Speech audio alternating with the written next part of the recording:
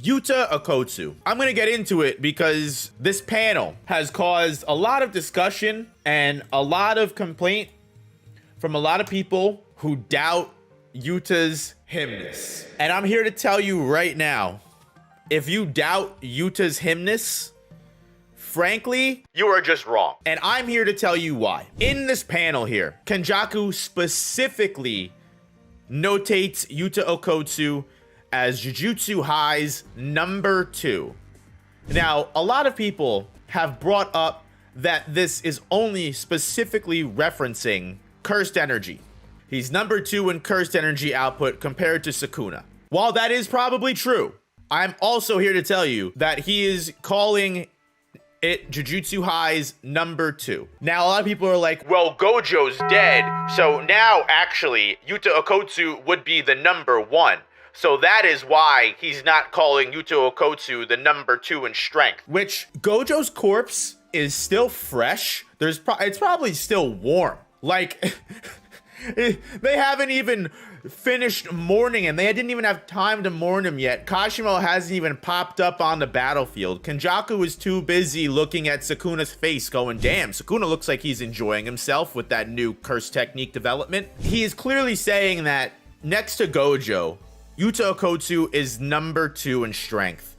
And now, a lot of people will comment down below on the second channel where this is going to be posted, or probably are even in chat right now, saying that Hakari is the stronger student. Hakari is the stronger Gojo prodigy compared to Yuta Okkotsu. And let me be, if I haven't been the first, I definitely won't be the last to tell you, again, you are incorrect.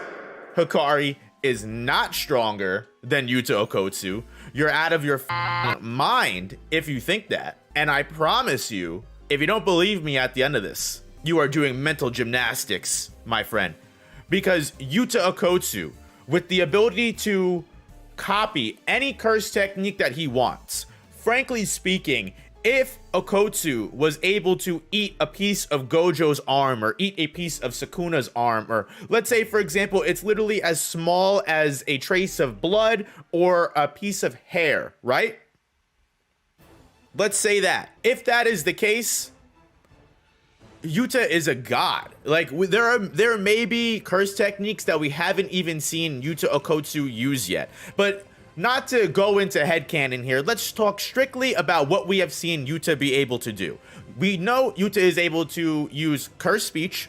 He's able to use Drew's curse technique, which allows him to create Shikigami from his hair, which that may be a different curse technique that may have to do with Drew's curse technique, unsure. He's able to create Shikigami with his hair that look like Rika and is able to then create a domain around the opponent and cause damage to them. We know he copied Oro's sky manipulation technique, so he's, after being able to use that for a little bit, he could probably fucking a lot of different people up, because that's a very convenient curse technique to have. And he has a 5-minute condition. Now, Yuta Okkotsu also has a domain expansion.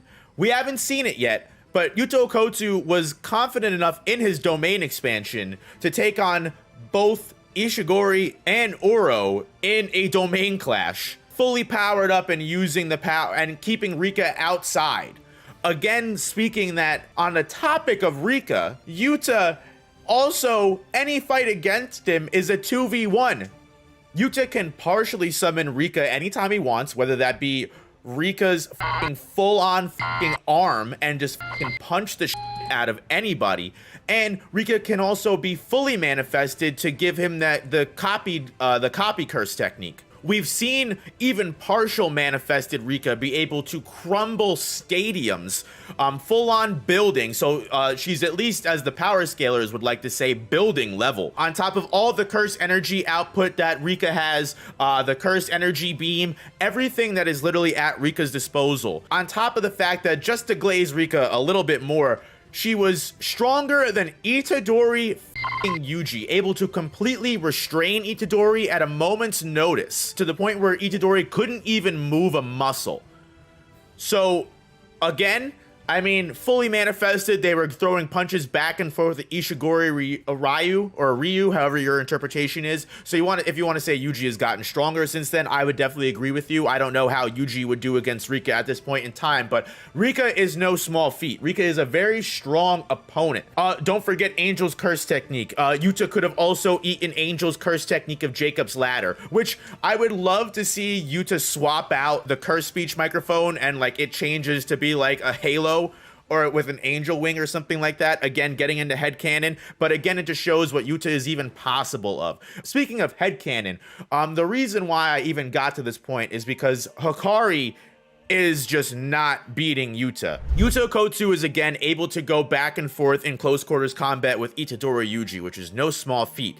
Now, people like Broken Ronin, friend of the stream, love Broken Ronin. I'm pretty sure, I don't know if he still feels this way, but think Itadori Yuji would be able to beat Hakari when it comes to close quarters combat. Now, I don't want to make that statement. I'm not sure if I completely agree with that. While I do think Itadori Yuji and Hakari, be it straight hands, probably a pretty decent fight we've got on our hands. Yuta is able to close quarters combat with Yuji, so I would definitely think that Yuta has no problem close quarters combating with base Hakari, right? Base Hakari is very fast, very strong, even fast enough to take on a Charles who has 2 seconds future sight, which is an amazing feat, right? But I want to remind you that Charles has next to no battle experience whatsoever. I don't know about you, but if you're putting me on the floor against Hakari, even if you gave me 5 seconds into the future, I'm pretty sure that man would still whoop my ass, right? That being stated, right? What I want to get across is that even in base level, when it comes to straight up hand-to-hand close quarters combat, Yuta is definitely going to be able to go back and forth, swap hands with Hakari. Without a doubt, sword or not, right? Yuta is able to go back and forth with Ishigori. And while he does get overwhelmed, again, Ishigori having the highest curse energy output in history, higher than Yuta, higher than Hakari, whether you want to say Ishigori is as strong in other circumstances, you cannot deny that his curse energy output is the highest. So that's why he's able to bounce off of Yuta's boundless curse energy, right? Either way, Yuta can activate his curse technique, fight Hakari on equal grounds, even if you don't believe base Yuta can take on base Hakari. And also, just to make it clear that even without the curse technique, even again partially summoning Rika or fully manifesting Rika, whatever Yuta feels the need to do, Yuta is definitely going to be able to fight Hakari on equal ground, if not better ground, because it's again a 2v1.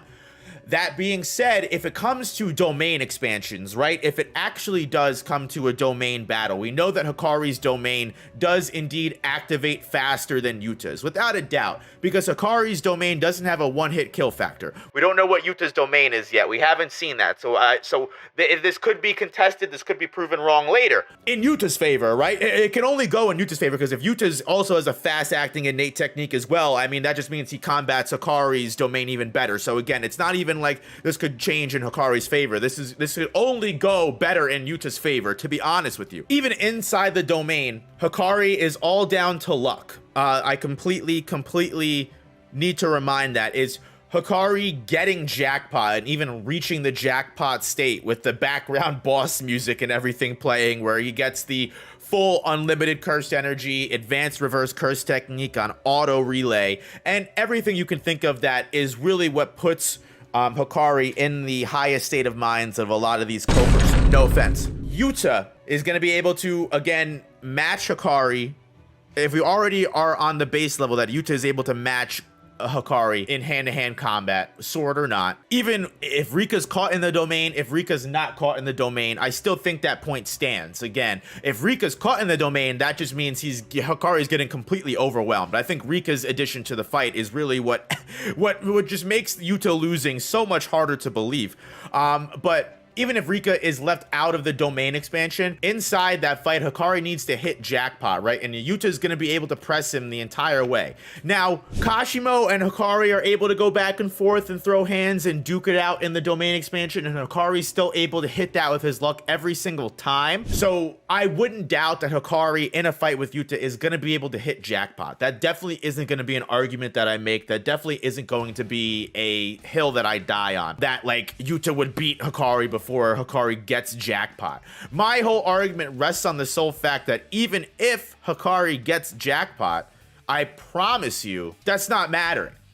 Because let me dial back a little bit. Besides talking about Yuta here, let me talk about Kashimo versus Hakari a little bit, right? Let's add a little bit on to back up my statements. Hakari versus Kashimo. I know a lot of people like to say that Hakari Jackpot scales higher than base Kashimo. That isn't true. It's not true at all. Because at the end of the day, base Kashimo was able to almost kill Hakari 3 times.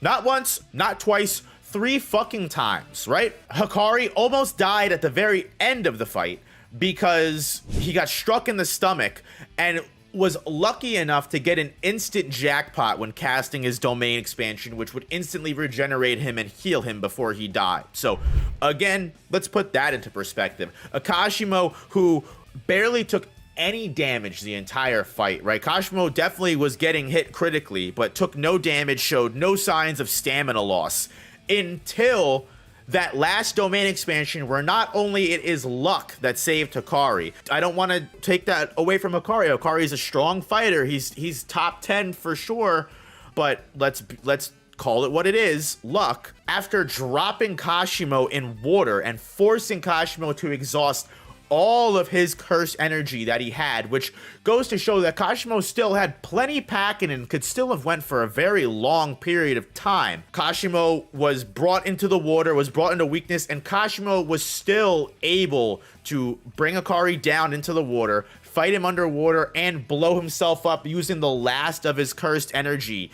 that he had in one final swoop to try and kill Hakari. Still surviving that giant explosion, pulling up out of the water with the only detriment to his body whatsoever being that he was out of cursed energy. Again, not of his own volition, and not because Hakari completely drained him of his stamina fighting, but because Hakari kicked him into the water and Kashimo had no choice to either lose all of his cursed energy and be put at a disadvantage, or cause the explosion with all of his cursed energy and hopefully take Hakari out in that explosion. Hakari, of course, uses the binding vow to sacrifice his left arm, in essence of not being able to cast his domain anymore, to survive the encounter, and at which point Kashimo goes, "Hey, look, I've got no cursed energy left. You are clearly fully revitalized from the domain expansion. Even though you can't cast domain expansion again, I don't have any cursed energy to continue the fight. You might as well take me out." Because Kashimo is an honorable person, and not even on top of that, because Kashimo knows that he doesn't want to use his curse technique until he fights Sukuna. So Kashimo was even being honorable enough to not even use his curse technique, which if he did use his curse technique, let's be honest, Kashimo would have absolutely demolished and vaporized Hakari, and Hakari wouldn't be standing here today. Hakari would be gone. So if base Kashimo can stand up to Hakari, and if you haven't seen my Yuta vs. Kashimo video, I'm sorry to tell you that probably 6 times out of 10, Yuta is gonna beat Kashimo as well. Because the one thing that I will always back Yuta with, because a lot of people can say lightning bolt to the head, lightning bolt to the stomach, getting a very critical hit on Yuta would be the death of it. Because Yuta's reverse curse technique is huge, right? Yuta does have, in my opinion, a very similar aspect to his character that Sukuna just showed. That Sukuna went on very low life, very low energy, and very sacrificed. To say it, if Yuta hasn't gone curse technique at this point, Yuta putting the ring on and summoning Rika and gaining access to the rest of his cursed energy, his curse technique, his curse tools, and fully manifested Rika on top of that is essentially, in my opinion, the same kind of second life aspect that Sukuna would have when fully reincarnated. Like, brought down to the brink, Yuta can go, all right, pop on the ring and go fully second hand. So even if Hakari gains Jackpot for 4 minutes and 11 seconds, Yuta Okkotsu's curse technique, if Hakari Jackpot does manage to actually land a critical hit, that almost, a lethal hit that almost takes Yuta out, Yuta, if he hasn't already, pops the ring on, because in my opinion, again, he doesn't need to pop the ring on for a curse technique to fight Hakari. Partial manifested Rika and his own close quarters combat skills and curse energy alone is enough. Like I said, If Hakari deals a lethal blow, Yuta pops the ring on, pops fully manifested Rika, pops his curse technique, and again, with a 5-minute limit, which is automatically longer than Hakari's Jackpot, which none of this even includes domain expansion, what Yuta has. I think it's safe to say that Yuta definitely has a lot more on his plate than Hakari does. I will never back down on that statement. Maki even says it himself. Yuta is humble to his senior, despite thinking that he is completely blessed. Well, Yuta's the most humble person in the series. Yuta knows, just because Yuta being admittance that knows that he's confident and knows that he's strong and knows that he can do things his friends cannot and knows that he can do things that other people cannot, feeling that he's blessed. Yuta still goes, you know, Hakari more worked up, you know, I'm sure he's stronger than me. And Maki's like, no, that's not true. And I promise you, that's why if you ever see that panel used by a Hakari Glazer, they completely crop Maki's sentence out because they know it defeats their argument. That is what I have to say about Yuta Okkotsu being the number 2. And regardless of what John Wary's dumbass can translates tomorrow in that Viz Media translation, I just want every single one of you to know Yuta Okkotsu will always be the number 2 to Gojo. There will never be another sorcerer from the modern era that is able to tackle Yuta. That being said, Curse Technique release Kashimo definitely beats Yuta. that will always be true, and I will back down on the Yuta agenda for that one. Mythical Beast Amber Kashimo beats Yuta for sure. Thank you for coming to my TED Talk. No Man Hand, thank you for the £5. I appreciate that love and support. Honestly, there is nothing they could do to Sukuna, even if it's a 4 or 5v1, in my opinion. Any thoughts on Yuta versus Toji? I think Yuta v Toji is definitely a really good fight to talk about, in my honest opinion. I personally would put Yuta over Maki, who is, regardless of what people think, the equivalent to Toji at this point. And can only go farther from here. I do think Yuta, with Curse Technique, would probably be able to beat Yuta and be able to beat Maki and Toji.